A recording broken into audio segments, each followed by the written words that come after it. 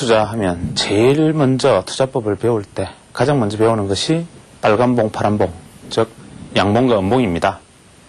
그럼 두 번째 공부하게 되는 것이 소위 말하는 이동평균선에 관한 이야기입니다. 그 다음에 이제 보조지표들을 배우게 되고 좀 더 많아지면 뭐 여러 가지 복잡한 이론들을 익히게 되는 것이 보편적 순서이고 일반적으로 기술적 분석에서 알려주는 것도 그렇습니다. 그렇지만 우리가 가장 기본이 되는 것을 소홀히 하면 나중에 아무것도 할 수가 없습니다. 예를 들어서 가감성제가 되지 않으면 미분적분이 되지 않는 것은 당연하듯이 이동평균선이라는 부분도 우리가 깊이 있게 철학적으로 생각해보면 생각할수록 깊이 많이 생각해야 할 부분들이 있습니다. 이동평균선을 대부분 사람들은 이렇게 생각합니다. 5일 이동평균선이 단기적으로 추세를 반영한다. 20일선이 심리선이다. 60일이 경기선이다. 이런 식으로 얘기를 하거나 이동평균선을 며칠 이동평균선을 봅니까? 이렇게 얘기하면 나는 25일 이동평균선을 본다. 이러면 좀 멋있게 들리고 또 고수는 며칠 이동평균선을 본다더라. 이런 식으로 이야기를 합니다. 이것은 무엇이냐면 이동평균선이라는 것의 어떤 본질을 깨지 못하는 데에서 출발하는 이야기들입니다. 우리가 보편적으로 이동평균선을 적용할 때는 시세가 이동평균선을 돌파하느냐의 여부, 또 단기 이동평균선이 장기 이동평균선을 돌파하느냐의 여부, 또 단기와 장기 이동평균선이 어떤 방향을 보이느냐의 여부, 또 이동평균선과 이동평균선 사이의 거리는 어떠냐라는 수렴과 확산의 여부, 이런 관점에서 지켜보고 거기서 조금 더 확대 해석된 것이 바로 이제 이격이라는 것을 우리가 보통 또 바라보기도 합니다. 여기서 이격이라는 것은 우리가 소위 말하는 투자의 심리라는 것을 이동평균선에 접목한 것과 같은 것이라고 볼 수 있는데 이러한 이동평균선을 이격에 접목을 시켜놓고는 또 어리석은 일을 합니다.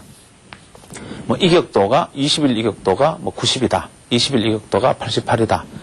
침체다. 이격도가 100이면 과열이고 110이면 과열이고 111이면 아주 초과열이다. 이런 식으로 또다시 이분법적인 잣대로 시장을 바라봅니다. 그러나 이동평균선이라는 것을 우리가 자세히 보면 이렇습니다. 시장의 매듭에 따라 달라지는데 시장의 한 매듭에서 중심 시세를 이루는 이동평균선이 만약에 있다고 가정하면 단기 이동평균선과 장기 이동평균선이 만약에 있다면 이 단기 이동평균선은 소위 말하는 이격이 이동평균선과의 시세의 이격이 박스의 형태를 이루고 이것은 이동평균선의 이격이라는 것이 매매와 돌파를 이루는 하나의 기준점이 됩니다. 즉 매매의 신호가 되는 것입니다. 그러나 장기 이동평균으로 갈수록 이 장기 이동평균선의 이격이라는 것은 실제로 그 자체가 교조적으로 멈추어져 있는 이격이 아니라 계속적으로 돌파되는 이격을 가지고 있어야 됩니다. 이 말은 무슨 소리냐 하면 단기일수록 이평값이 단기일수록 여기서 말하는 단기라는 것은 5일은 단기고 20일은 덜 단기다 혹은 20일, 5일에서 20일까지는 단기고 60일부터 240일까지는 장기다 이런 의미에서 말씀드리는 것이 아니라 한 개의 시세의 중심값을 이루는 이동평균선 중에서 좀 짧은 이동평균선들은 이격을 기준으로 110매도, 90매수, 110매도, 90매수라는 것을 반복할 수 있는 지표로 활용할 수가 있다. 즉 단기 이평값에 해당될수록 이 이동평균값이라는 것은 혹은 즉 이격값이라는 것은 그 이동평균값으로부터 상당히 기계적인 값을 갖는다. 그러나 중심 이평의 중심값으로부터 조금 넘어지면 넘어질수록 멀어지면 멀어질수록 쉽게 말하면 장기값이 길어지면 길어질수록 이 이격도라는 것은 고정된 값을 갖지 않고 이격도라는 것이 하나의 추세를 갖는다. 이런 의미를 말씀드리는 것입니다.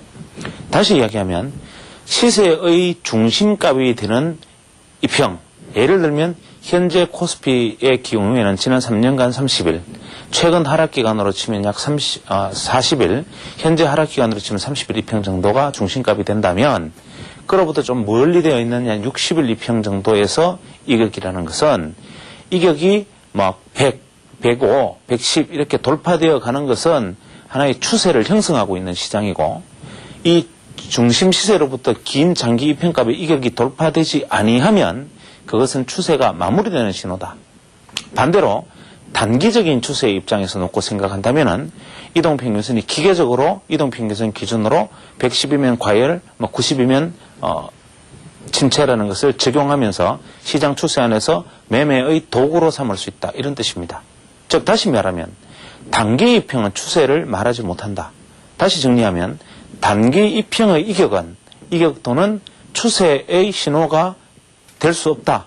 즉 추세를 알기 위한 신호로서 단기 이평의 이격을 활용하는 것은 엉터리다라는 이야기를 할 수가 있고, 반대로 중심 이평값보다 길어지는 장기 이평을 중심으로 이격이 확대되는 추세를 가지고 있으면 추세가 진행되는 것이고, 이격값이 확대되지 아니한다면 그것은 추세가 반전되는 것이기도 하며, 또 장기 이평값을 중심으로 기계적인 매매와 매수의 기계 매매 신호로 삼는 것은 반대로 엉터리와 같은 것이다 라는 말로 정리할 수 있습니다.